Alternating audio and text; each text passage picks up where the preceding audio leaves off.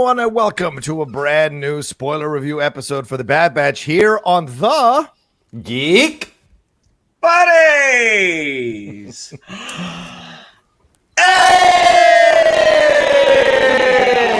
And we are back again to talk about the last two episodes of the Bad Batch, episodes 13 and 14. And woo, mama, have we got ourselves set up for these last two episodes coming up after these two that we're going to talk about today. So much to talk about, so much to get into in both of these episodes. Some have been arguing that episode 13 was maybe not the best episode, maybe the worst episode of the season. Some have argued for love in that episode, but episode 14 is really one we're going to dive deep into. And we got some great discoveries in that as well. But first, let's introduce ourselves before we get into it. Remember, these are spoiler reviews. So if you haven't seen the shows, go and watch the episodes and come on back and hang out with us. I am the Outlaw John Rocha, writer, producer, and host here on the Geek Buddies in the Outlaw Nation. Mikey? I am Michael Vogel. I'm a writer and producer of animated TV shows and movies. Shannon? And this is Shannon McClung. I'm an animation writer and a television actor where you may have seen me on Marvel's Agents of S.H.I.E.L.D., Silicon Valley, and Brooklyn Nine-Nine. There you go. And joining us every couple of weeks now for these review episodes, and we can't thank her enough for doing so, the great Laura Kelly. How are you, Laura?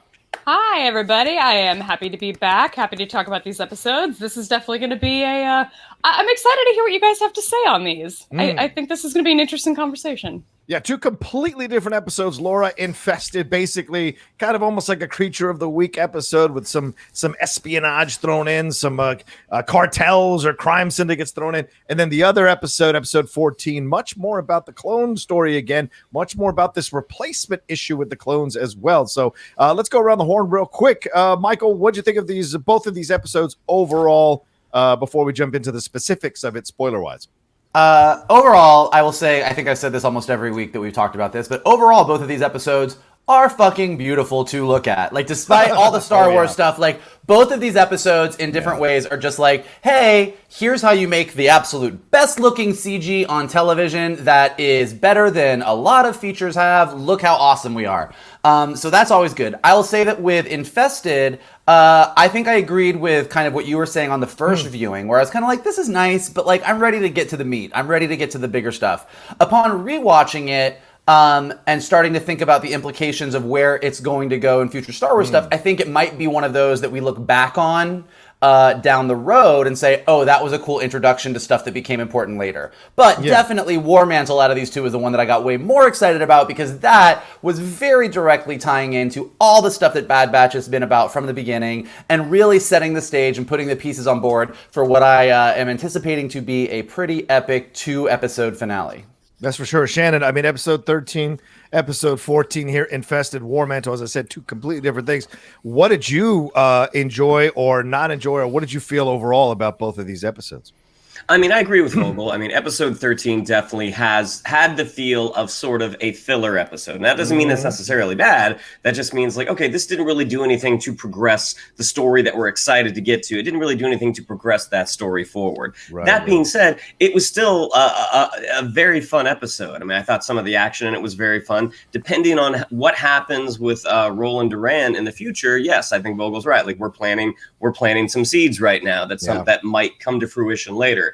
War-Mantle was great. Love the fact that we're getting to see a character that we've seen in the other two versions, or the other two Star Wars animated series. We get to see him. It was a blast, and I'm very curious what these last two episodes are going to be. I think we've all been waiting for that bigger story to kind of kick in for the second half, and it looks like it's finally happened. Yeah, Laura, we get a little more of a crime syndicate. The Pikes show up. The Pike syndicate shows up in episode 13, but then in episode 14, we get an even bigger evil. And remember that the overall bad is the Empire. So a big bad rather is the Empire. What do you think of these two episodes?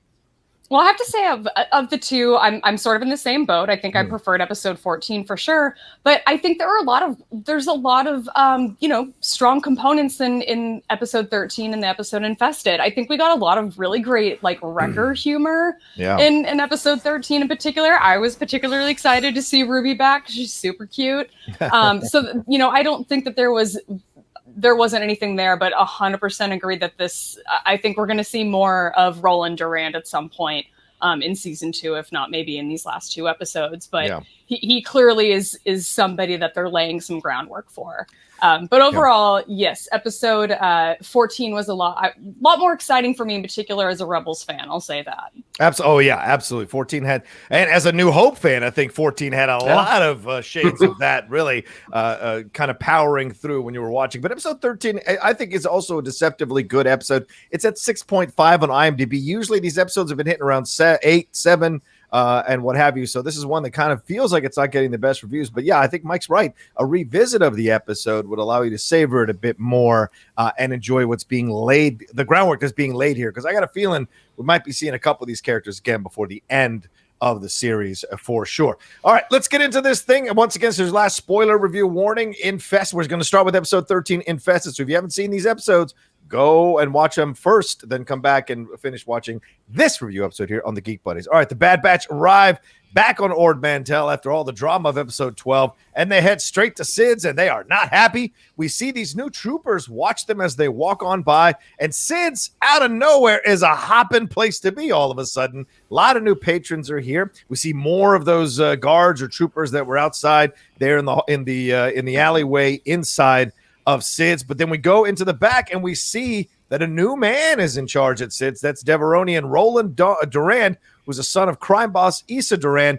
And Hunter he says, all right, screw it, we're out of here. I don't want to get involved in any of this stuff after they pull guns on each other. And there's like, all right, let's get on out of here. And let me think about whether I want to work with you all, whether we want to work with Roland, who offers them jobs there. But Omega stops them, says they need to find Sid. And just then Sid pipes up from behind them. She's on a ship and she calls them in there. They have this conference. And she gives them the 411 on the situation of what happened, says that Roland came in, kind of took this thing over, and that Roland has joined up with the Pike Syndicate and taken War-Mantle and her place because it's connected to multiple hyperspace routes, which is ideal for smuggling. So then she recruits the Bad Batch, kind of playing on the fact that they owe her because she's keeping the secrets. And Omega's got her back. She gets sources. We find out that she's got sources that a buyer is meeting Roland to buy some spice. Hello, Dune, that she's storing in her office. She wants to sabotage the deal and get Roland in trouble with the Pike Syndicate. She leads them to a bunch of mining tunnels to sneak in and get the spice. And Sid is clearly running this operation. They're going to take the spice, not attract the attention of the Pikes. She leads them to a tunnel and tells them to keep it down to not wake up the Hive. What the hell is that? And as they're passing over the Hive, Wrecker drops his flashlight and awakens something super scary. And we just hear them for now. So let's stop there. Michael, a lot to digest here right at the beginning. They're coming back angry, but then Sid's been kind of deposed by Roland Durand here, and she comes up with this idea to go steal this spice and put Roland in Dutch to the Pike Syndicate, and then we have this thing called the Hive. So talk to me about this whole opening. What'd you think? Well, first of all, I just love that Star Wars is like one of the all-time big family brands. Disney owns it. It's a big thing. And they just use spice as a substitute for drug running. Like, this whole, spice is just like, hey, there's drugs. We've got some drugs. Oh, now they've got my drugs. Well, we're going to sell some drugs. Let's steal the drugs. Nope, let's dump the drugs over here for a while. Oh, shit, we're about to get killed. Better go pick up those drugs. It just cracks me up. I'm like, okay, cool. It always makes me laugh. Spice is so funny. And, as you said, obvious reference, George Lucas was really inspired by Frank Herbert's Dune, by drugs. Yeah, right. It was he was a kid in the 60s. No. Here's Kathleen Kennedy closing the computer right now. She's watching the review. That's Northern California right there, man. He grew up around Berkeley. That's true. It's true. No, but the other part of it that I love is, this is the other part of the Star Wars universe. As much as this show deals with the rise of the Empire and everything, like the crime lords, the smugglers and everything. And Roland Durand is really interesting. Like, the one thing that popped out to me, and this, spoils the end of the episode a little bit, but Vizago, who is in Rebels, Laura's fave show of all time, he's part of a crime syndicate called the Broken Horn Syndicate. Oh.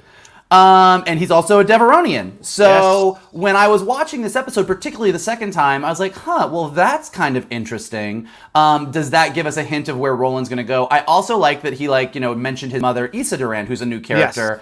Yes. But I think just like Jabba the Hutt was sort of randomly name dropped in A New Hope, and we didn't see him until Return of the Jedi, I think the Durands are going to maybe be a whole new piece of this crime ring that may pay dividends in future episodes of Bad Batch, that ties into Rebels, and maybe even ties into Book of Boba, which is probably going to be very crime syndicate related. So I thought all of this that's where I thought, the first time I was like, oh, Colin, I want to get to the Empire, what's happening. But upon watching this a second time, I do find Roland Durand to be a really interesting character.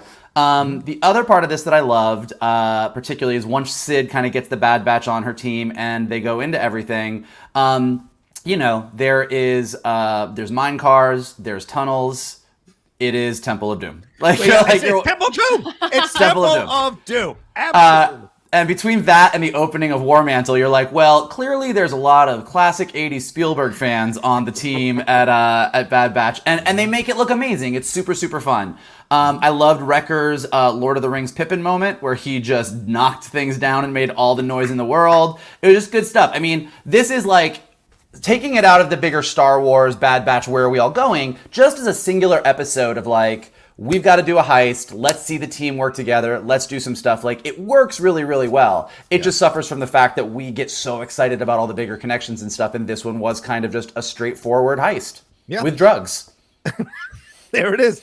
Laura, you don't have to agree with the drugs thing if you don't want to, but if you feel, we'll go to you next. But yeah, I mean, this is an interesting way to kind of start this episode, because we're kind of with the Bad Batch after what happened in episode 12, and we're like, let's go get this confrontation with Sid, and all of a sudden that's taken away from us, and it's replaced by Roland Durand, and then she takes over. She essentially replaces Hunter, and we've talked about this on the last review episode we did, how Hunter seems to be getting undercut more and more as the series goes along by different people when he's in charge of certain operations or in charge of things, and Sid immediately slides in and starts allocating her the Bad Batch into certain jobs for this mission. What do you think about this whole beginning and Wrecker dropping that flashlight? Well, Hunter definitely takes a backseat a little bit in this episode, although I do like his little moment with Omega right at the end. Yes. I have to say, I am just head over heels already with the Roland Durand character. I really love that, as soon as they walk into the back office, he's like, it's rude to barge in unannounced. He's got this sort of first of all, the voice is just so great. I had to look up this voice actor, Tom Taylorson, to try and figure out what else has he done? And it's mostly commercial work and video games. He hasn't done much else beyond those two things. He has an amazing voice, and I love that what he's doing with the Roland Durand. It's almost Thrawn-esque. It's not quite there, but it's kind of bordering on that. And it was, I just thought it was great. He's a great character. The fact that he accused them of being rude in that sort of quiet, calm voice, it just gave me major Thrawn vibes, and I appreciated that. Yeah. I have to point out that, Sid is once again, this is maybe third, fourth, fifth time this season that she's pointed out, hey, I'm keeping your secrets.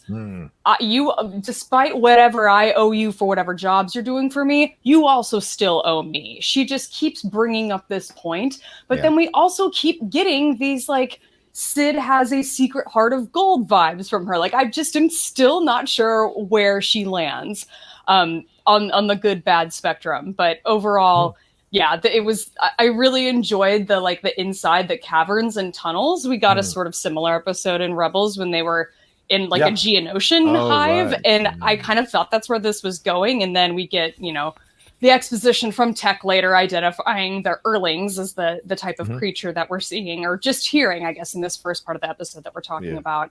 But the fact that we get to learn a little bit more about them in terms of their light sensitivity, I thought was kind of a fun. Yeah, it just made the episode really fun, because we're spending so much time in the dark, which always sort of annoys me, because I'm just why are we in the dark? Are you just hiding bad animation? That's not what the show's about. The show has really great animation. So what are we doing here?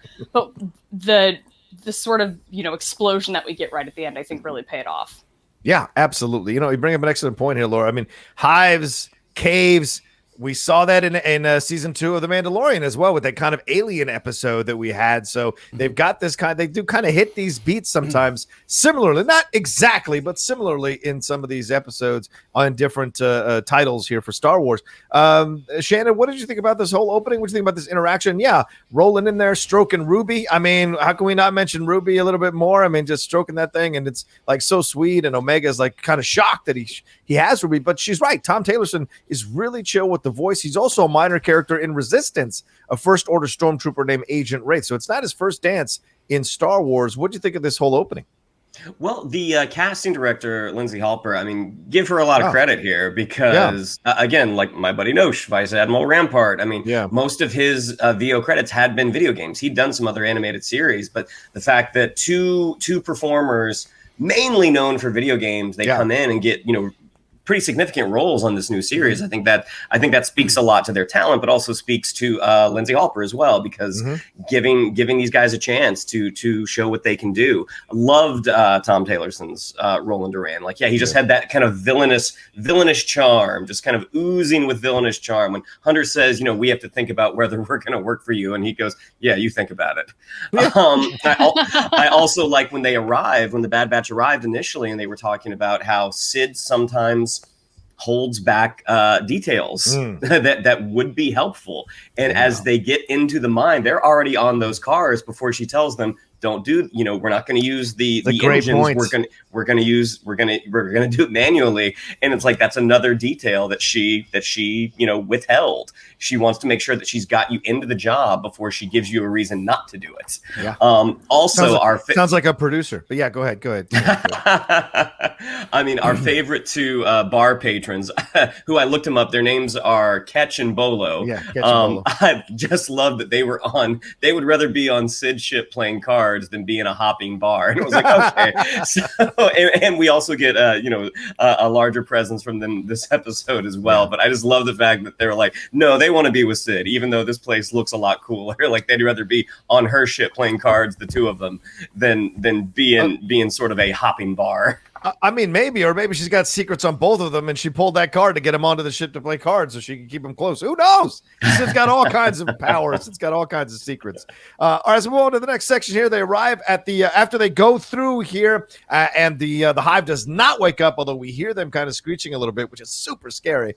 They arrive at the underground ladder that leads to her office. That's the whole point of this. They're in these tunnels because it's the underground system in War-Mantle, and she knows it very well. Wrecker is tired. Sid's and there's little things with Wrecker that I just wonder what we're heading toward.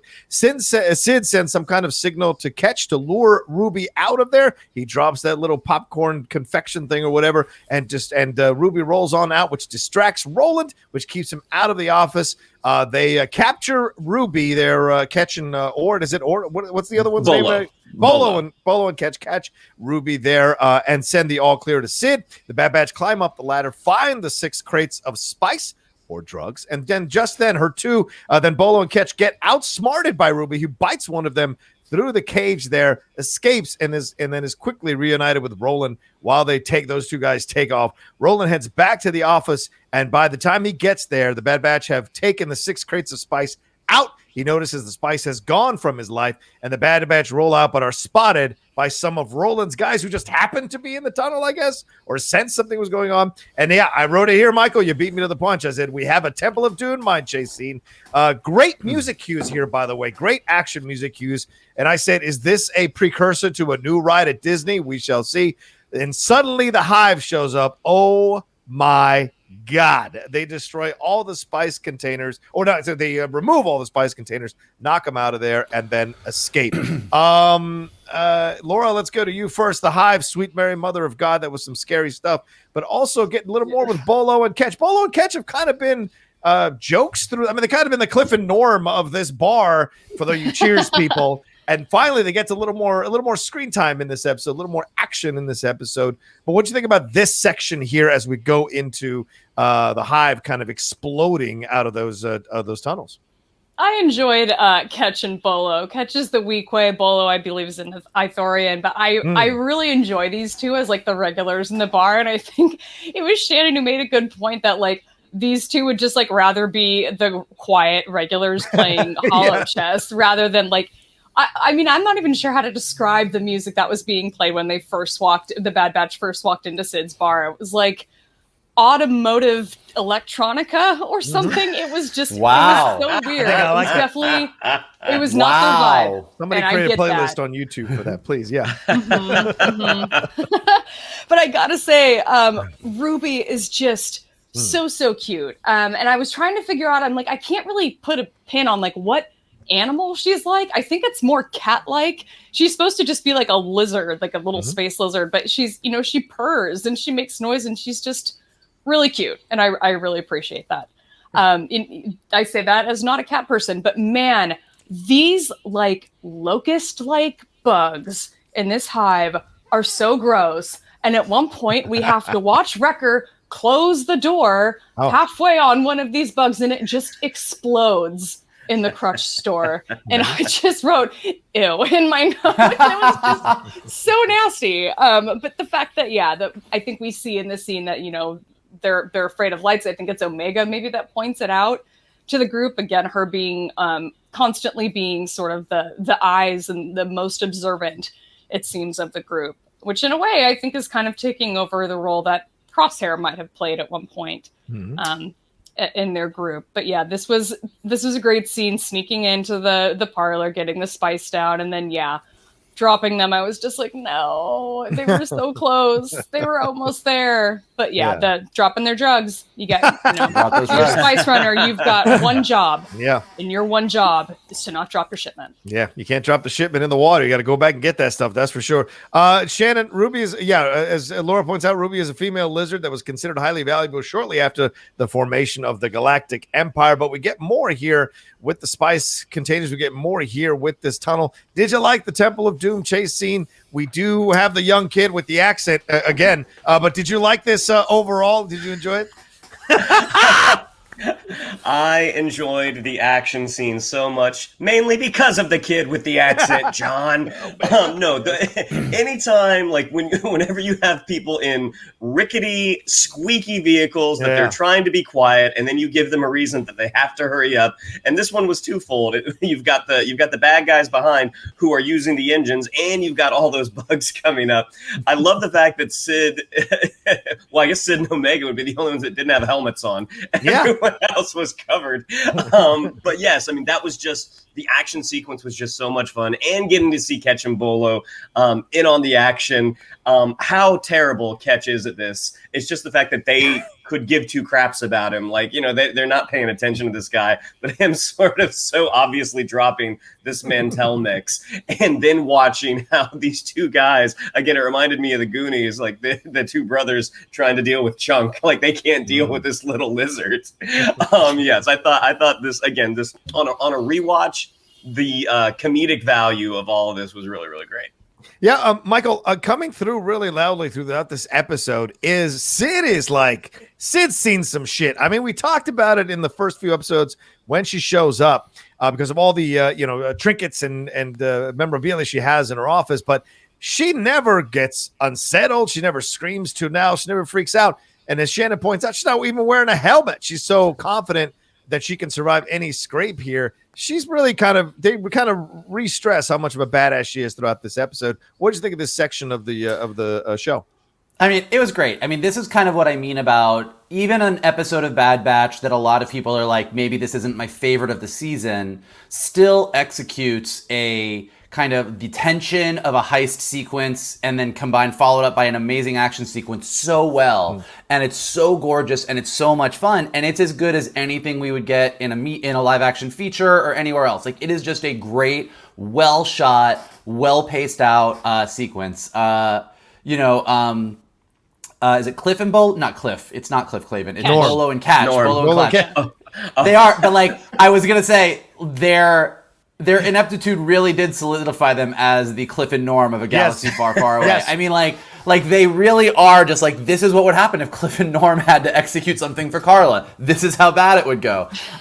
So they were super, super fun. That was great. And, their ineptitude sort of upped the stakes for what was going on inside in the caverns. That was awesome. As far as Sid goes, yeah, she's a super badass. I mean, they've mentioned this a few times, but like her being located where she is in War-Mantle, like that is prime real estate for a smuggler because of all the hyperspace lanes. Like that is centralized to everything. That's why it's such an important area. So to your point, the fact that she is kind of the one handling everything coming and going, like she is not someone you want to fuck with. And the way that she sort of keeps her cool with everything, I really I could see a lot more happening with Sid in the future. Oh yeah.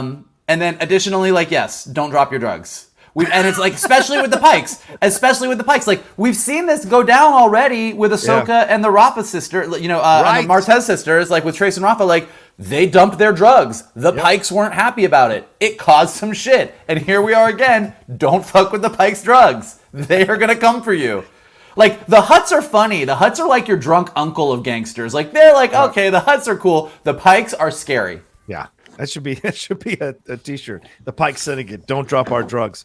All right, let's move on. Roland is interrogating Bolo and Ketch here about what happened. These two don't know anything. The Pike Syndicate shows up, and I thought those creatures were scary, but the Pike Syndicate were just as scary, if not more so, and they are not happy that Roland does not have their money. Roland asks for more time, and then they pull guns on each other, and it's just a bad move. The Pike tells him that he better correct this, or him and his whole family will know what pain actually is. That's some Italian mafia gangster stuff right there.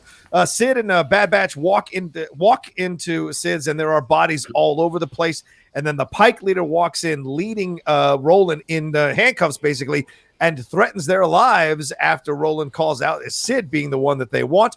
Hunter claims he knows where the spice is, just as they're about to maybe cause some trouble here. But then the Pikes say, we're taking Omega as a guarantee. If you know where the spice is, so give it back to us. And then Sid comes up with a plan to get the spice, and we're headed back into the hive. Sid and Wrecker rappel into the tunnel of the hive. Wrecker is not happy about this. They find one of the crates, then they find more of these crates, and Omega and Roland have a funny conversation when they're locked up there, because we'll go back to Sid's talking about criminality, and Roland mentions his mother and how the Durans are just people that take what they want, take what they need. And then Ruby rolls up, and Roland comments how she doesn't take kindly to a lot of people. So there you go. The Bad Batch acquire all 6 crates, but just as they are bringing up crate 5 and 6, they knock one of the vehicles down into the tunnel, waking the hive. Wrecker and Sid are attacked, but Tech throws some sort of light bomb he was working on up in that ship down there, which eventually drives the hive away. They escape and deliver the spice to the Pike Syndicate. They let Omega go, but it looks like they're going to cut Roland's head off for just a second. And Omega and Sid try to stop him, claiming, you don't want to start a fight with the Durans there. But the Pike Syndicate cut off one of Roland's horns anyway. And as Michael mentioned, the broken horn syndicate possibly. And I said, oh, he's totally coming back. Hunter asks Omega why she stuck up for him. She says she doesn't know, but Ruby liked him, so he's not all bad. And I wrote this. Ugh, redemption in Star Wars sometimes. I don't know. Shannon, all right, talk to me about this whole action sequence and then what happens with Roland at the end and Hunter and Omega. Well, one, the time it takes for Ketch and Bola to roll over on people and give names. I mean, just what you expect? Again, comedically outstanding. Like the moment they know they're caught, there is no loyalty in their world. The Pikes are so interestingly designed. I feel like if I were to have seen an action figure of one of them first, it would look like, I was like, this sucks. Like the head, like it's this sort of weird kind of pharaoh-shaped head, and it's super long. I don't enjoy this. But then watching them in the show, like not just in this, but also in Clone Wars, the audio design they have on them, I mean, they're just so menacing, and because there's very little expression on their face, like it's just so it's so effective, which it's I look at it, it's like this shouldn't work. These things look so kind of silly and top heavy and oblong, but it really does work. Wrecker and Sid going down back to retrieve the drugs. The poetic justice of Sid being the one who messes up this time, and followed by Wrecker's indiscernible shrieks of horror. Yeah, it was shrieks. Those were shrieks. I mean, it was so. I think the fact that they didn't focus on it, they let it just be in the background, really really played to the comedy of it. And then after Tech has thrown the bomb, they get back safely on the ship, and you see he's just covered in these insect guts. Yeah, just super fun. It reminded me at the end of like when he fought the baby Rancor. Like he's so spent. He so needs a nap. He's like, I'm all right. Yeah, I'm okay. Okay. But then watching, like you have this kind of fun light moment immediately followed by Roland getting his horn cut off, which is kind of shockingly graphic. Yeah, I mean, it was. We're definitely going to see him again. I imagine he'll get hooked up with a Vizago at some point. But yeah, I mean, again, I know that this is not like the highest rated episode, but again, watching it on a second view, and I was like, I really like this one. This one was a lot of fun. Yeah, sometimes you need these palate cleansers in a season to get you ready for other stuff, and this was a fun palate cleanser for sure. Mike, we get horns getting cut off, we get these hive coming after them, we get light bombs in this situation. Talk to me about this whole section of this episode, and especially that ending, which you mentioned earlier. Yeah, well, first of all, I mean, as we were talking about how badass Sid is, I think it's important to note that we see her as this badass character who's unflappable, and then the Pikes come in, and everybody draws their guns, and she's like, whoa, this is the Pikes. Like that you sort of, in the hierarchy of, like, danger, even Sid is like, these are not the people you want to fuck with. And like they've done just a really good job. I actually agree with Shannon. I think the first time I saw the Pikes in Clone Wars or whenever it was Clone Wars, I was like, that's weird. But their weirdness almost makes them more alien and menacing in a way. You know, I mean, there's just something about them, and like Shannon said, the way they do the voice treatment and everything, it just makes them very reptilian, very sort of other, and you're very on edge with them at all times. So I think they've used the Pikes really, really well. And again, as I've said, knowing that Book of Boba is coming, knowing that Dave Filoni is sort of taking care of the animated arm of the universe and the live action arm of the universe, I'm really excited to see where these things are going to overlap with each other and where we're going to see these two pieces of the Star Wars universe sort of combine, as we've already seen happening in Mandalorian. Yeah, the entire sequence was great. Star Wars works really well because it somehow takes adventure, mythology, menacing, scary shit, and comedy and puts it in a blender, and when the balance is right, it's great. And the entire thing with the Earlings was great because it's scary and it's creepy and it's action packed, and also Wrecker's making you laugh the whole time. It's just a fun sequence. And Tech's thing is super Deus Ex Machina. He's like, all right, well, I built this thing, and you're like, of course you did. You're Tech. You're amazing. But I think had it not looked so fucking amazing, you would have been like, okay, well, I guess that was how they got out of it. That was pretty easy. But that explosion of light just was such a badass, cool looking moment. Yeah. And as far as cool moments go, I know that you hate a redemption. I love a good redemption. Wait. I didn't say I hate it. I just would like it to not always be the default with every evil person in Star Wars. But anyway, go ahead. Sorry. Well, but what's interesting is, with Roland Duran, I think if he was just going to be a one-off character, he could have just been an evil guy. I'm the asshole. I came in to try and take Sid's thing. But they've gone out of their way to have this moment with him where you're like, oh, well, you're the bad guy of this episode. I don't like you. And then you're like, well, you like Ruby. You pet her belly. I get, I'm sure Laura was like, as soon as Roland Duran pet Ruby's belly, Laura was just like Omega. She was like, well, he can't be all that bad. She's like, I want Funko Pops for him right now. Funko Pops. Redemption. but the scene with Omega was really nice for two reasons to me. One, you do sort of round him out a little bit. You understand why he was doing what he did. You get this idea that his mom is really ruthless. And like I said, I'm sure that Issa Durand is in our futures at some point somewhere in Star Wars.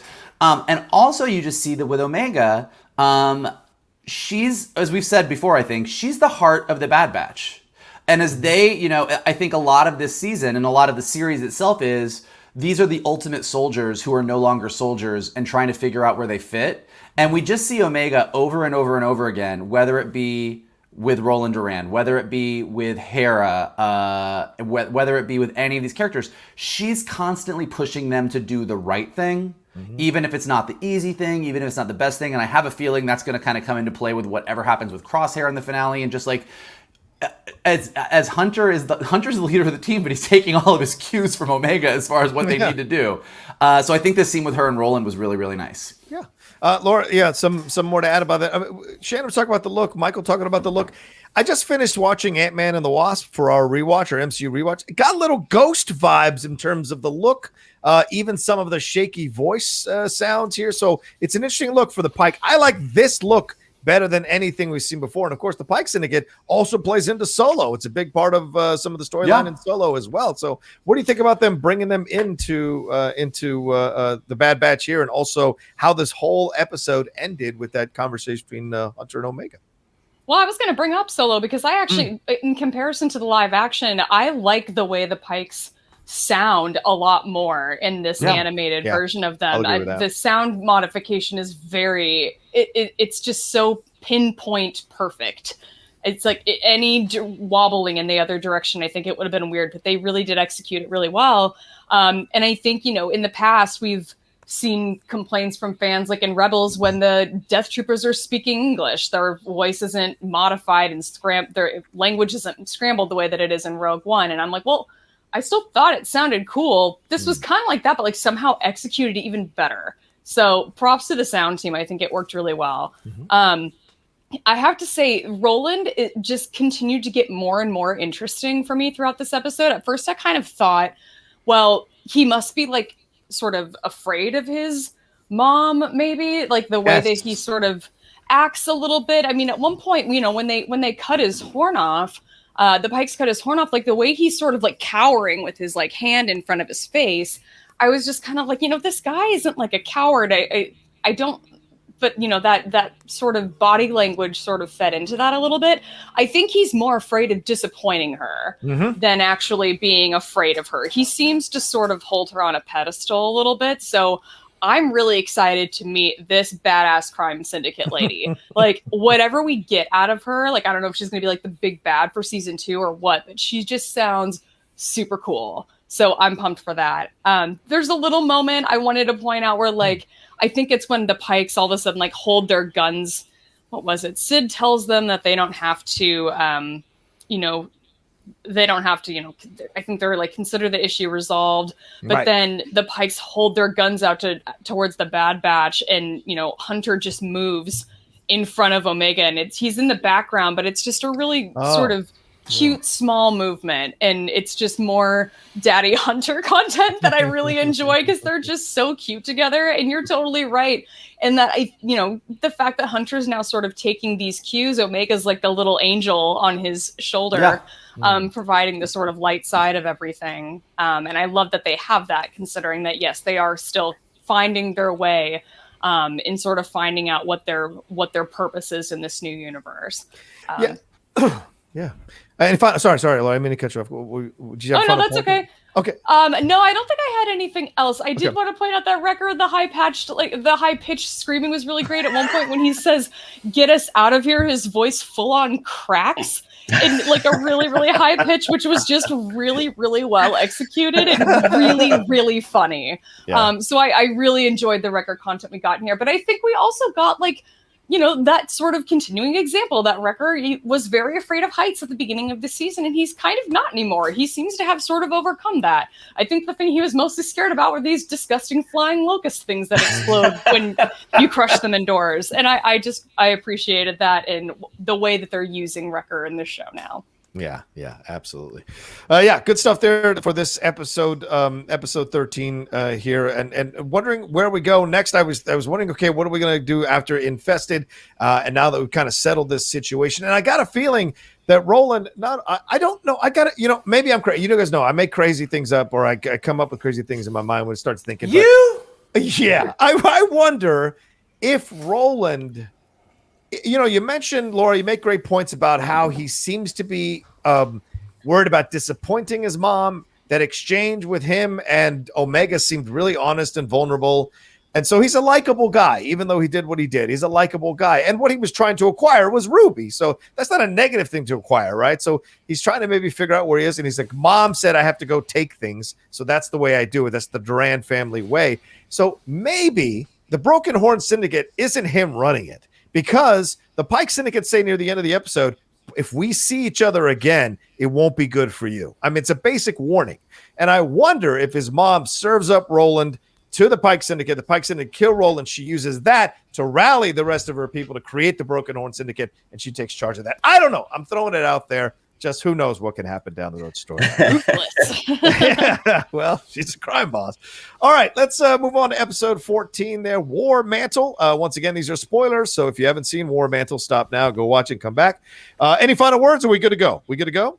Let's keep going. Oh, let's do it. All right. Let's do it. We start on some strange planet, which we find out later is called Darrow. A clone is running through the woods and is being chased by other clones, and their attack creatures or dogs, whatever you want to say. He Massives. the Massives. All right. It sets some kind of signal there. And then he's hit with some electronic blasts. We swipe to the Havoc Marauder there. Rex sends them a message asking for their assistance in retrieving this clone, who is an old friend of Rex's. Tech notes that the clone is CC5576. If I'm missing a digit or a letter, let me know. Hunter is hesitant, but Echo pushes for them to do it. Echo very forcefully pushes them to do it because of his respect for Rex. Tech counters that they're on a mission for Sid, and if they don't complete the mission, they won't get paid and they won't eat. Omega chimes in, essentially saying helping Rex is more important than any of that stuff. Wrecker, ever the politician, agrees with all their points, and then eventually Hunter acquiesces, and we head off to this planet. So interesting beginning here. We got Michael. We've got Rex coming in with his holographic message here. They're going to this planet. There's a clone being chased down. What'd you think of this intro for this episode? Well, one of my favorite Steven Spielberg movies is E.T. And so I very much liked the opening of this episode, which was 1,000% E.T. Like as much as Infested was Indiana Jones and the Temple of Doom, this, like, you've got somebody running through this very lush forest. You've got the Massives, you've got whatever, and you've got these lights, like the troopers chasing him had these lights going around, which is 1,000% without a doubt a reference to the opening of E.T., where all the scientists are chasing E.T. and they've got the flashlights and everything. And it's, again, so well done. And it's like, it's one of those things where it's like, and I mean this like in a good way, this is just them showing off at this point. Yeah. Like, this is just them being like, hey, we want to open an episode with Gregor kind of escaping, doing whatever. Let's set this planet in like sort of a lush Endor type place, and let's do E.T. Let's just fucking do E.T. And then they did it, and they executed it, and it was great. Yeah. So that was awesome. And then, yeah, love Rex. You know, Star Wars, it's all about the cloaked guy or girl in the hologram. Like, it's all about like Damn right. you can take it to the bank. Like, somebody's gonna show up. They're gonna be in the middle of some shit. And I love you know, you either get there's two different types of Star Wars holograms that kick off a story. It's either the Hera / sort of Leia, which is like, help me, you're my only hope, or there's the I'm in the middle of some shit, can't talk right now, but you got to do this, and then goes. And like, I just love that Rex is like, I need your help, you got to go do this thing, I'm busy. What he doesn't say, the subtext is, I'm off starting the goddamn rebellion. I got shit to do, but go help my friend. And it just, again, I get really excited about where they are, how they're sort of retrofitting what we know about the beginnings of the rebellion with these characters from Clone Wars and these new characters, and going, hey, yes, Rogue One and these guys, this is where things officially became a rebellion, but there was a lot going up, even pre-Rebels and pre-everything else, and watching all these pieces slowly come together is pretty neat. And like, so even though it's just like kind of a throwaway line from Rex, I really dig it. And then, yeah, all the interplay with everything. I do love that Echo is a tried and Rex is his boy. He might be on the Bad Batch now, and that is his new place, and these are his new brothers, but Rex calls, and Echo is always the one that's like, this isn't even a conversation. And I just love that about him. Yeah. Yeah, I feel like Echo would have been a real grouchy person if they hadn't gone through with the mission.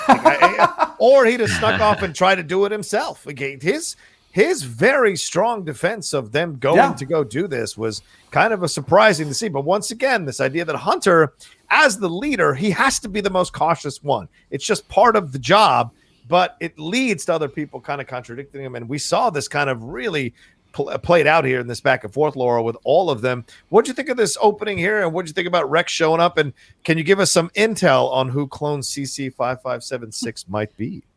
Well, it's always really exciting to see Rex, so I was excited for that too. I will say that I didn't even make the connection that the creatures that we were looking at were massives, which we've seen in live action before. But they do really look like they're straight out of the Tim Burton universe, and I never even made the connection. I also didn't make the connection about E.T., and now I'm like dying to sign off of this and go back and watch it again. E.T. and this episode. I love that so much, and thank you so much for pointing that out.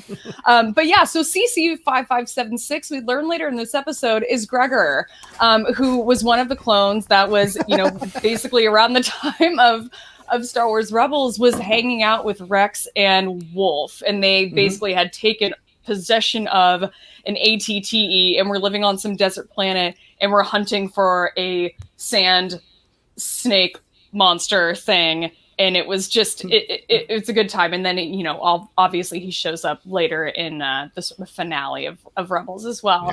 But if I recall, he's a little bit like off his rocker a little bit in Rebels. You can see the shades of that starting to show up, but he's definitely not there yet.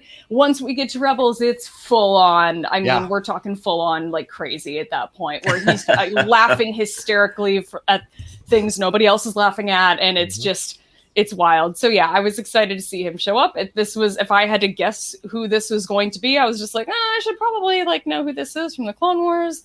Maybe I never would have guessed oh no, it's going to be one of the guys from Star Wars Rebels that we meet later. Yeah. He first appeared in the episode Missing in Action in season 5. He's an amnesiac dishwasher. And then Greg, you're right. Gregor, as he develops in Rebels. Yeah, I mean, it's just the thing it's so you can see the shades, Laura, you're absolutely right. You see the shades in that voice performance by Dee Bradley Baker of him just you're almost waiting for a Joker laugh to start to emanate from him in certain moments as he's kind of talking like this. It's a little strange to see.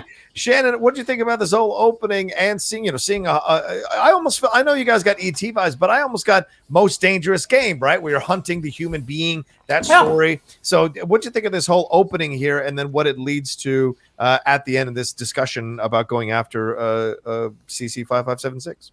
Yeah, the moment you see lights behind trees, you can almost hear the bum ba-dum bum bum bum bum bum bum from ET. Nice. Well, now I'm absolutely watching ET after this. Yeah, for sure. But yeah, I mean, what I thought was really cool was the stormtroopers' use of the Mastiffs, because we met them in Attack of the Clones, like they were the dogs that the Tusken Raiders have, and I remember when we watched Mandalorian, I think it was episode 2 of season 1, where you saw that Jawas weren't just on Tatooine, like they were also on other planets. And I thought that was a really interesting use to see, okay, not only are Mastiffs not just on Tatooine, they're also in the universe, and the Empire has been able to use them basically as like the Stormtrooper canine unit. I thought that was really, really cool. And the thing with Gregor, I'm wondering what happened to him in between Clone Wars and Bad Batch for him to develop this sort of he slowly started to lose his mind. With the Bad Batch on the shuttle, Wrecker's flip-flopping again is so funny that Take's got a point. Hunter's got a point. The kid's got a point. Again, just a really fun setup. And yeah, I agree. I mean, Hunter as the paterfamilias of this group. I mean, he's very much like, I have to do what's right for the group. And I think if Echo hadn't been there, Omega's objections wouldn't have been enough. I think Echo was the one who actually made this mission happen. I love the close-up on Hunter's face after Wrecker finishes agreeing with all 3 points. It's the best. I love it. You know what? Why don't you go fix something? Get out of here. I love it. Yeah. All right. We head to Camino, an awesome shot of all those destroyers outside of in the air there. God, it's beautiful. Crosshair and Rampart have a discussion about the operation. Rampart wants every viable clone mobilized. Crosshair is to keep an eye on the Kaminoans at the time. In the meantime, rather, we cut to a bunch of school-age clones. I wrote, this is so weird. It's like seeing the smaller versions of essentially all these clones. One of them chimes in, asks Nala a series of questions about violating protocols, about their training, whether they'll still be soldiers. She says it's all cool. They will be soldiers. And of course, that's what you were made for. Then Lamasu shows up and he and Nala say break off into a separate conversation. He tells her that the Empire's canceled all their contracts. So that's the first confirmation of everything we suspected through the first few episodes of the Bad Batch here. She counters they can land on their feet with other people because their technology is now known across the galaxy. Lamasu says he's not so sure and asks her to gather all the medical essentials and all the essentials they might need for them to escape Camino. The Bad Batch arrive on Darrow and Hunter starts tracking like a mofo, and they end up at this mountain. And then Hunter sends Wrecker and Omega back to the ship, much to Omega's chagrin. She is not happy about this. Wrecker says nothing and eventually goes. They scale the side of the mountain, discover some sort of military base. They move in closer and spot clone troopers with updated armor. It looks bad, and Hunter and Tech want to leave, but once again, Echo is like, hell no, we're going to do this thing, talks them out of it, and uses his own story about how they went in with no intel, no backup, no knowledge of what was happening, and saved him, and he'll be damned if they're going to let them walk away with the chance to save another clone trooper who might still be alive and maybe even being experimented on. And then Hunter updates Wrecker and Omega back at the ship. Omega, again, upset that she can't help in this moment. All right, let's stop here. Laura, a lot here going on with the political machinations with Crosshair, Rampart, with Nala Su, Lama Se, and then, of course, them discovering the base and Echo convincing them not to leave Hunter and Tech and to go in and help to find CC-5576. Or Gregor, what'd you think about all of this?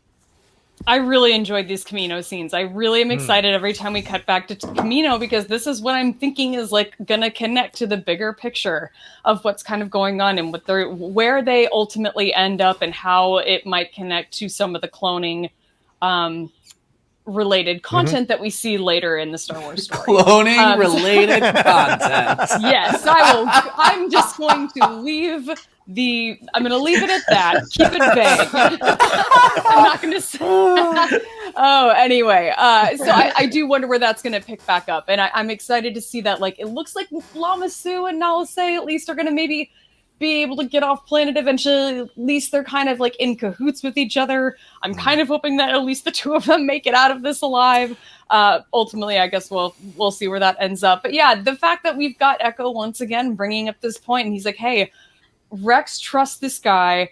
I trust Rex. You guys saved me on Skako Minor. You had no backup. You had no plan. You didn't know what you were getting into. Like, we cannot abandon this guy. Right. All while they're in the middle of a job for Sid. So who knows where that ended up. But yeah, we get a little bit of the introduction to Gregor's crazy laugh. We learned that he was an instructor at this military base, which I thought was an interesting detail. And the fact that, he was sort of turned on or by his own troops, or basically decided that, he didn't, once he was recruited by the Emperor, that he realized quickly he did not want to be here. Yeah. And then, I think this is, part of the scene. Maybe I'm jumping ahead where they figure out that the people that are in the clone armor or the stormtrooper armor on this military base are not in fact clones, but soldiers, recruits, that are not clones. So that was an interesting reveal for sure. Yeah, that's in the next section. We'll definitely get to that for sure. Shannon, what do you think about this whole thing here? I mean, the canceling of the contracts, that's a big thing for them to reveal as well. But Lama Su revealing all that, and I'll say thinking, they can find jobs someplace else. They can work their stuff someplace else. Not really grasping possibly what's happening here. And then what was it like seeing the school-age clones, Shannon? Well, I love how the more Star Wars stuff we get, the more kind of epic wide shots we get as well. I love the Star Destroyers or the whatever, the clone destroyers above Camino, just kind of hovering. It's so intimidating. It's so foreboding. It's kind of like some of those shots we got in Rogue One of the Star Destroyers just hovering over Jeddah. Yeah, I mean, I don't know if it was our last review or the review before that, but I said, like, you know, they're gonna wipe the Kaminoans out. Like that's what they are setting the stage for. Basically. And the chilly, just this icy disposition that Rampart has with everything, just sort of like, yep, everything's going according to plan. And then you finally see Lama Su understand what's going to happen. I mean, Nala Se is trying to say, like, look, you know, if they cancel our contracts, okay, well, our technology is well known. And Lama Su's line that was something like, you know, we've emboldened the Empire to our detriment. Yeah, like this is bad news. And then when they Bad Batch actually do get to Darrow, and they see those troopers in the all white armor, and that how that just sort of clicked with them, like, okay, something's different here, and you get that sense. Okay, there's bad stuff going on here. Yeah, I think Shannon nails it on the head there, Mike. There's this sense of foreboding during this section of the episode that there are deaths being laid out here that are going to happen in the future. There are interactions here. There are shocks coming. There are replacements coming. It seems like all of this section of this episode seems to be foreshadowing a lot of changes in Star Wars. Yeah, I mean, look, I think that this whole series kind of boils down to the idea of this is how the Empire, as much as we know that the clones brutally shot down the Jedi with Order 66, which is where we start, the Empire then came along and brutally destroyed all the clones and clone technology. Like you were seeing the Empire clean up the mess to set the stage for the Empire that we know from like the original trilogy. You know, Poor Nala Se just doesn't get it. But I think the reason they showed the younger clones that freaked you out so much. I mean, it's freaky, dude. It was freaky. Is that you do see that just like with Omega, Nala Se, maybe she's a scientist, maybe she sees them all as her experiments, but she also does kind of care about them. Like you can see that she actually genuinely cares for the clones, cares for the younger ones. Like she's trying to be that voice of like calm. And Lama Su, something about Lama Su's voice. He's always like, we need to get the fuck out of here. This is really bad. Shit is about to get really, really serious. Please pack up your bags and get the fuck out of here. This is bad. Like something about his voice just makes me laugh. And he's fully like, he gets it. He was like, pack the bags, get what we need. We are leaving. This is not good. He's a politician, Mike. She's a scientist. To her, she's like, yeah, we've got, you know, we'll be fine. And he's, no. You don't understand what's happening here, pal. You know, yeah. Well, and it is, and he understands the ramifications. To Shannon's point, he understands the ramifications of those Republic ships that are being slowly turned into Imperial Star Destroyers, just hovering above them like that. Yeah. I mean, it's very clear. Similarly, when we get back to Darrow, again, because they chose to have this sort of lush planet for a change, you know, usually Star Wars is a little bit more arid or this or that, like definite Endor vibes, like definitely like finding this base on the side of the mountain, even though it's like on the side of a mountain, which is different. Something about it kind of gave you those vibes of the way like the Empire kind of like putting things up on Endor or the forest moon of Endor was cool. And then just as we're seeing the Empire kind of clean things up with Kamino and the clones, we're seeing this base where they are training the next generation of trooper. And we're seeing them do it. And I do, again, echo just straight up being like, no, we're going to go save the one person that we don't know if they're even alive or dead, because y'all did that for me. And I'm certainly glad you took the risk. And, you know, just again, like we saw it in the previous episode with Hera and the Twi'leks, and we're seeing it here where the hunter is in these positions where the smart move is to not do this thing. Like the smart move is to do something different. Strategically, this makes no sense.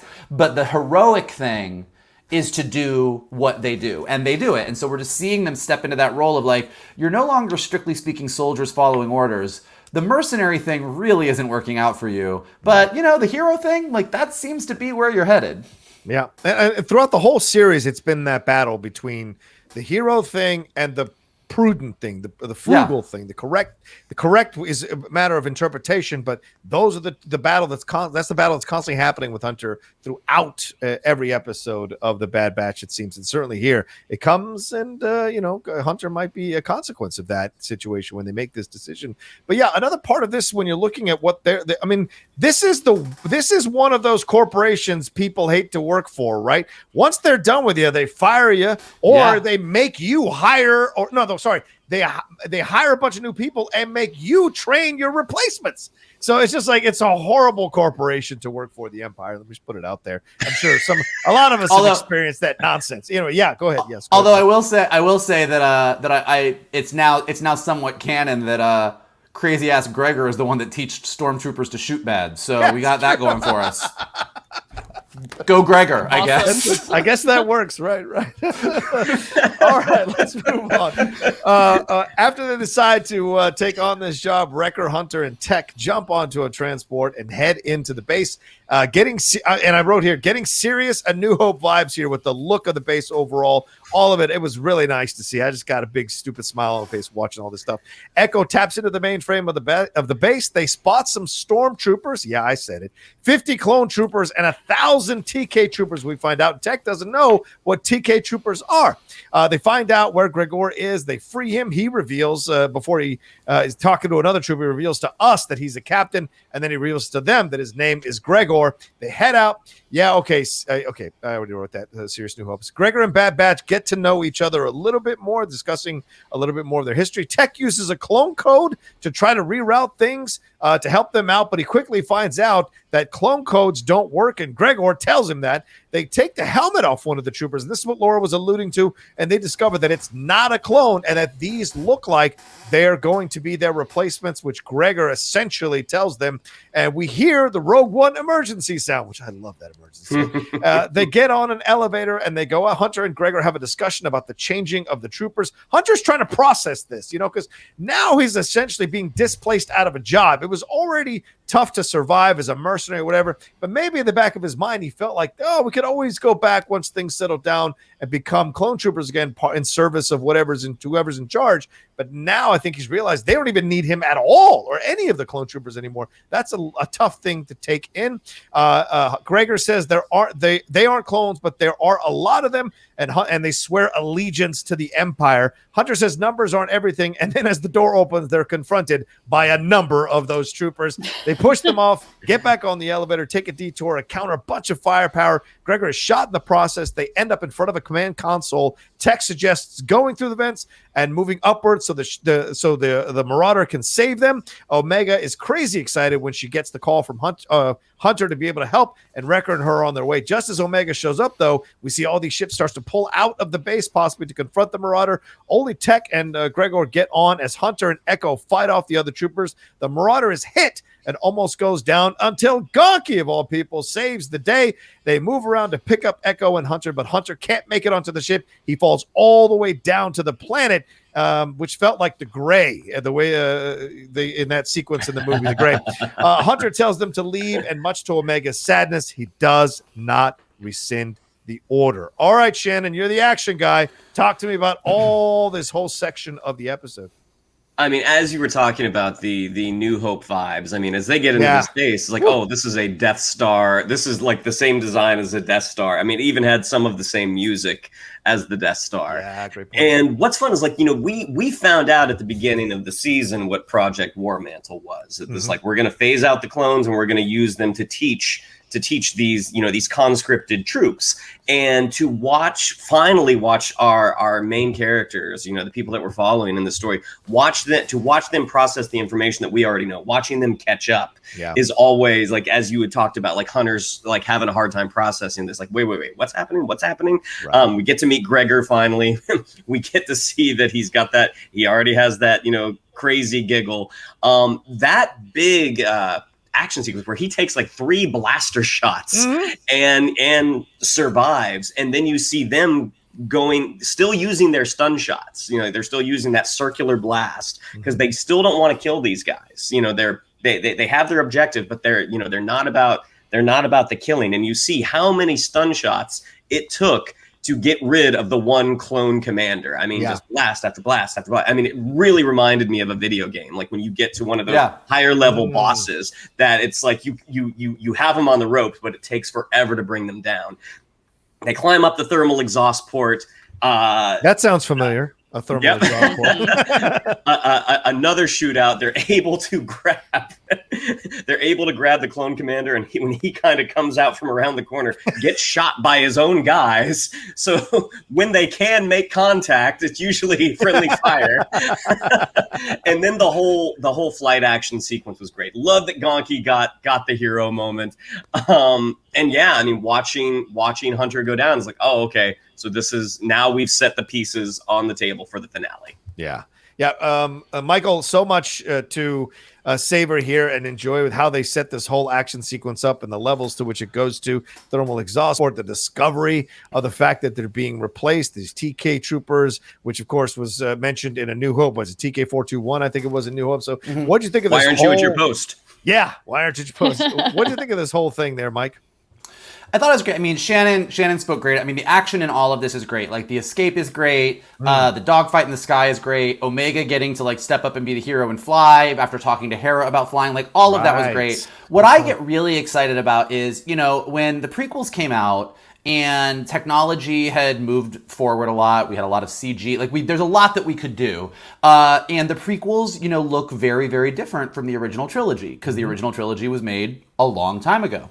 And what they've done so well is, as they got to the end of Clone Wars, and now as we're in Bad Batch, is we're watching the shift visually. And so all the stuff that they do here, all the homages, the thermal exhaust port, the music from A New Hope when they're escaping on the Death Star, it's not just nerdy Easter egg shit. I mean, it is nerdy Easter egg shit, and we're all nerds and we're loving it. But the other reason they're doing it is because we are witnessing this transition, and they are easing us from one world into another world, and like filling in the gaps of how this all happened and why it happened. And they're doing a really, really good job. And they're making it an emotional journey, like Shannon said, for our characters. Like, we know what's happening. We know that stormtroopers are not clone troopers. We know that this happened. But watching this realization when the helmet comes off, that they're like, this isn't one of our brothers. Who is this? And have Gregor sort of fill in the gaps on that is just really great. And yeah, and then when he's like, when they're basically like, these guys aren't as good as we are, and Gregor's like, well, I didn't teach them everything. Oh! And you're like, yeah, okay, stormtroopers suck, and now we know why. Thanks, Gregor. Like, it was great.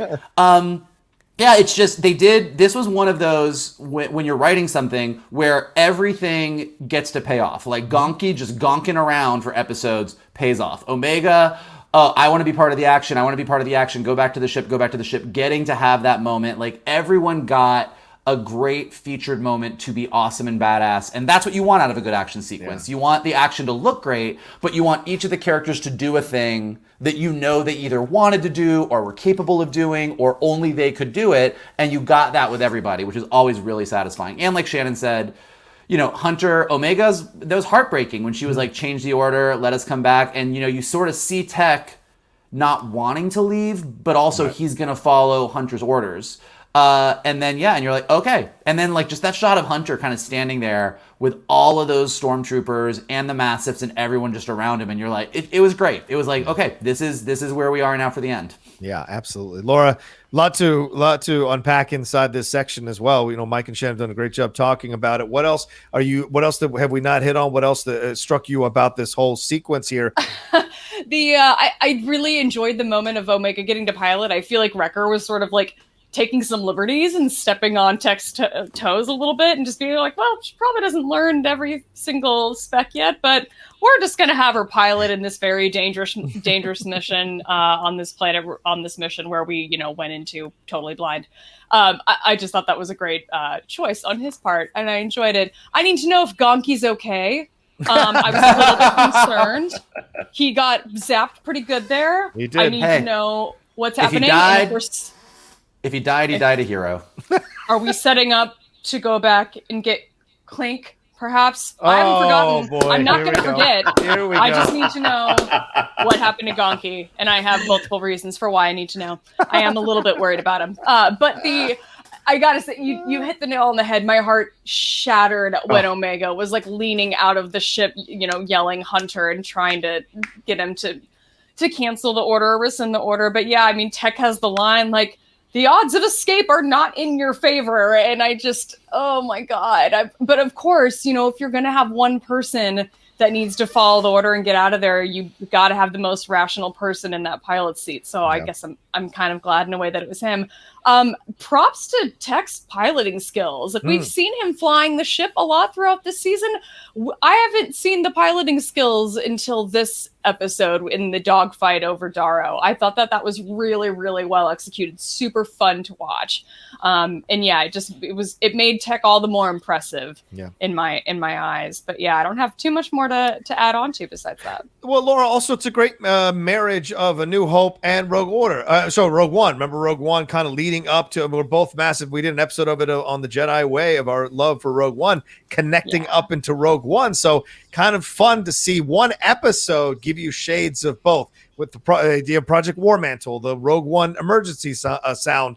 Then you get the shots inside that base that look very similar to the Death Star and the music cues. So nice to see them kind of, as Michael said, kind of connecting all the dots and making this flow a little more for those of us who have questions about the look and how are they going to make this canon, how are they going to make it all connect. I think they did a really nice job in this episode and certainly in this section, right? Exactly. I really enjoyed all the connections, and I love Rogue One. I did have to I did have to look it up because I'm like, wait a minute, this episode was called War-Mantle, but I still don't understand what that is. And it is basically that the clones are being replaced by soldiers. So if anybody else was in the same boat with me as to what the big picture was there, that's what it was. Confirmed. That's for sure. And they, of course, they took the helmet off and he's like, beautiful hair and everything like that. It was very funny.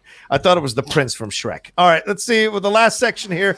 We head to Camino and Rampart informs Lama Su that Nala Se was caught gathering medical supplies to flee the planet. Lama Su tries to play like he doesn't know, ever the politician, and says he will punish her accordingly. Rampart says, nah, it's all good, son. I can use her. She's a scientist. A politician, I don't need. And that's the end of that. We don't hear, he leaves him alone with two of his troopers. We don't hear any blasts. So we don't know if that means he's dead or not, but it seems to imply that, but we don't know yet. We cut to Wrecker in a jail cell we cut to Hunter in a jail cell on the base. And who shows up but Crosshair? Hunter says he figured he'd show up, and Crosshair says he was hoping for the whole squad. And we end up with separate close-up on their faces as the episode ended. I wanted to leave this as a separate section so we could discuss it and give our thoughts fully overall. Mikey, talk to me. What do you think? What is this previewing, my man? Well, that Camino scene, I was watching it, my eyes squint, and kind of to Laura's point, I was like, are you guys gonna make Rise of Skywalker make sense? You motherfuckers! I was like, they're gonna do it. This is the benefit of the way Star Wars storytelling works, is that we have these things in vastly different eras, and then there's a lot of space in between, and so they can do this. I think we've talked about this before, but look, and if you like Rise of Skywalker, like it. It's your movie. You love it. It's your Star Wars jam. More power to you. It's not mine, but we can all agree that the whole clone of Palpatine kind of came out of left field. And what they are now able to do through Mandalorian, clearly, and now with sort of them saying, Nala Se, you come with me. I can use a scientist. To Shannon's point, Camino's probably not making it through this finale. Camino's probably gone. All the cloning technology, they don't want this in the universe. Nala Se is everybody knows how we can do this. No, the Empire doesn't want it. They want to own this cloning technology. They want to be the only ones who can do it. They're taking Nala Se away. They're starting cloning stuff that's going to then play into what's going on with Grogu, what's going on in Mandalorian Season 3, which then in turn will relate to what's happening in Rise of Skywalker. And I'm like, you did it. You go. I can see it now. You're going to make this work. I also just, again, my boy Lama Su, literally in the first scene was like, Nala Se, get the bags, we have to go. And now they're like, we caught her leaving. She's like, that bitch, I will punish her. He is the worst. Ever the He's the worst. He kills me. And yeah, then look, the ending with Hunter and Crosshair was super simple nothing crazy going on there, but it's like it sets everything up, and the fact that they've kind of built this dynamic between these characters and just with Crosshair and the Bad Batch in general, that's all you needed. Like him taking the helmet off, those two facing off against each other, knowing that I am assuming, I could be wrong, I'm assuming like if they're not back at Kamino, they're headed back to Kamino.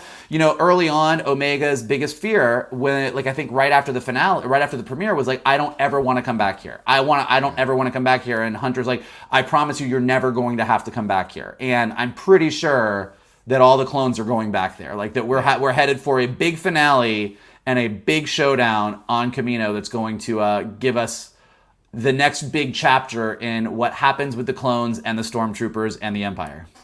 Yeah, Laura, Lama Su, Nala Se, I guess it's the end of their beautiful relationship or friendship, and then we move on to this battle. This a facial battle between Crosshair and Hunter. I mean, this is coming. Essentially, Crosshair is the equal to Hunter as a leader himself of what he's doing. So this is the real confrontation we've been waiting for when it comes to the Bad Batch, the way they've set it up. What'd you think about finally getting to this moment and the political machinations here of Rampart? Are we setting up Palpatine essentially in the future going, clone me? Is this what's happening? Listen, I wasn't going to say Rise of Skywalker out loud. Michael said Rise of Skywalker. I was just going to imply it. But yeah, I do think that is, I think that's where we're headed, honestly. I totally agree with the logic that you followed there, Michael. But I got to say, this scene between Crosshair and Hunter was really, it really kind of changed my mind about how the season was going to end. I really thought ultimately that we were going to be heading to a sort of final showdown with Crosshair in some way. He was either going to die, or he was going to be redeemed, or he was going to be redeemed and then die. I mean, there were only a couple of ways I thought it was going to go, but I think I'm almost wondering now if that's going to be saved for a future season. And the objective now is not to save Crosshair anymore. The objective is to save Hunter. So the way that I thought this was all going to go has drastically changed. But I loved the cliffhanger ending, the way that they ended this. I thought it was a really cool face-off. Yeah. I think that they knocked it out of the park with this episode. I think it was probably one of my favorites of this season. I think the scene between Lama Su and Nala Se, I kind of took it more as like, not so much that he was like going to be a traitor, but he was like trying to play along. Yes, I think so too. Yeah. But I think that Star Wars is really intentional. And I think that if they were going to execute Lama Su, we would have heard gunshots. We would have seen him go down. The fact that they didn't include that makes me think that maybe he's still alive. Yeah. Because until we see, I mean, even when we see people die in Star Wars, they don't necessarily stay dead. So you can cut someone in half and send them down a shaft, and they come back. It's cool. It's cool. It's fine. You can throw someone down a shaft and they still come back somehow. Yeah, but yeah. I used the Force to hold my innards inside because I was so angry, and we're like, I will take it. Yes. Yeah, Shannon, what do you think about Laura's points here, Michael's points overall, and your thoughts here on this ending section of this episode? Well, the more you all say Nala Se Lama Su, I think of that Michael Jackson song. Nala Se Lama Su. Nala Se Lama Su Camino. Nala Se Lama Su Camino. What other review show would you get this connection, ladies and gentlemen? I just keep hearing that over and over in my head. Now you all will. Nala Se Lama Su Makasa. Good. It's good. Noshir is getting some of the best lines of dialogue in this show. That a scientist I have use for, a politician I do not. Yeah. It certainly seems like Lama Su was toast, but as Laura said, like, we didn't hear a blaster shot, we didn't see a body hit the floor, so who knows? That moment, that kind of face-off between Hunter and Crosshair, I mean, Crosshair has not been a consistent presence in the show. We've maybe gotten in 5 episodes, 6 episodes, something like that. Whenever he is there, and now they've got that theme music, that Winter Soldier T-1000 theme music with him. Yeah. I mean, he's so magnetic, and it's easy to forget that all of these characters are voiced by the same guy. It's Crazy. all of the clones are Dee Bradley Baker, and I can only imagine what these record sessions would look like. Whether he's going through and recording each character, or if he's going through and doing both parts. Like, what do you think, Vogel? I've seen it both ways. Like, you do it, you kind of just ask the actor what they want to do. Like on Pony, we had several of the actresses, like Andrea Liebman and Ashley Ball played 2 of the 6 ponies. And what's funny is in records, like sometimes they'll be like, I'm going to go through and do all of my lines of this character. And sometimes I'm just going to, but like sometimes once you get, I think early on you tend to do like, you'll do all your Wrecker lines and all your Hunter lines and all your tech lines just to make sure that you're keeping the distinction there. Like you sort of get your voice into tech mode. And you just go down the list and do all the tech lines. But once you've been doing it for a while, and this is what happened on Pony, and it was a trip to watch, is you would just go do the scene, and you would bounce back and forth, and you would literally be having this like schizophrenic conversation with yourself. And Dee Bradley Baker is so good that I imagine that at a certain point, he's good enough with these distinctions that he can just be like, oh, I don't know what I'm going to do. Well, you need to do this. Well, this is what we're going to do, Omega. And like, he can just probably like bounce back and forth. And I would like to think he's gotten to the point where he does that, because that's way more fun to watch when you're watching a record in the booth. Yeah. I mean, he is an amazing guy. Like, he's an amazing guy to watch work. Vogel and I wrote on a project that hasn't been released yet, but he was in one of my episodes, and I got to read opposite him, like just for his reference, just so he would have something to respond to. And yeah, I mean, the guy, he's an amazing performer. But yeah, I'm super excited to see what happens in these last 2 episodes. I'm kind of wondering, is it not just the Kaminoans who don't make it off Kamino? I'm wondering if Rampart doesn't. I'm wondering if Tarkin kind of is like, okay, you've now served your purpose. I need to get rid of you. That would seem to fit, right? We're gonna wipe out all these people. All right, clones, we're gonna wipe you out now. The clones wipe out the Jedi, then we're gonna wipe out the clones. Then we're going to wipe out Rampart, who's in charge of this whole thing. It's like cutting all the ties back to you. It's like De Niro and Goodfellas, just killing everybody so they can't tie it back to him with that Lufthansa. The opening thing. of The Dark Knight, too. Yeah, absolutely. Yeah, Joker, absolutely. Doing all the same things. For sure. So, yeah, we'll see. We didn't see a body. And they might have kept him alive to force him to do what we've seen them do on other planets, where they take a politician who was of note and soothe the public. And as they soothe the public, they end up killing the whole planet or taking it over. That's certainly possible too. Well, now after Laura said that, I mean, I do think that Star Wars is very intentional, and it would have been super easy to like have that blaster effect, and we're okay, that was it, and they didn't. And I do think that if the finale does end up taking place on Kamino, and we do see the destruction of Kamino or the end of the cloning technology or whatever, keeping Lama Su around to have a moment, whether that is like you're saying, sort of the Empire propping him up to do a politician thing, or he does get that moment of redemption where he has like his like final fuck you to the Empire. But like, I do think that I didn't think so, but Laura changed my mind. I do think that we will probably see him if the finale is a Kamino-centric finale. Yeah, because it seemed like he was being political in that moment. Like, oh, she did what? Oh, I'll take care of her. And he's basically going to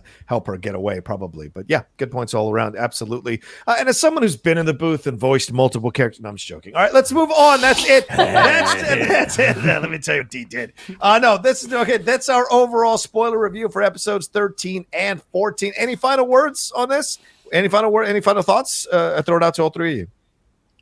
I'm actually looking up on my videos because I have footage of John in the booth. Oh, cut it out. I'm just joking. And when this project gets released, I will be sharing it on Instagram. I want to see.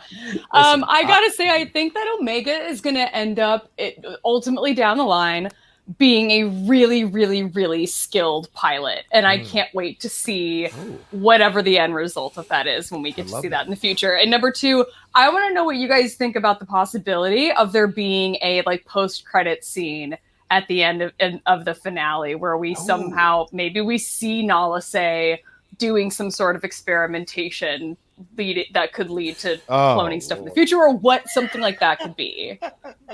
I would love it if they did. I mean, I love me a good post-credit sequence. I think they probably won't be that on the nose. Just like with Mandalorian, we saw sort of the beginnings of a Snoke kind of situation, but they keep it pretty close to the vest. Like they give us little bits, but they don't go fully in. They just kind of give us a little reference here, a nod there. So I'll be interested to see. But I think like I would love it if they did that.